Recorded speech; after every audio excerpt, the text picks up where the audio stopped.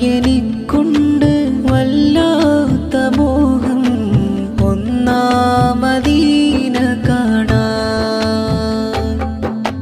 മഹറും നൽകിയ ഇക്കാന്റെ കൈ പിടിച്ച് ആ മണ്ണിൽ ചേർന്നിടാനാ. ബഹറുകൾ താണ്ടി ജീവന്റെ പാതിയെ കൂട്ടി യാത്ര പോണം.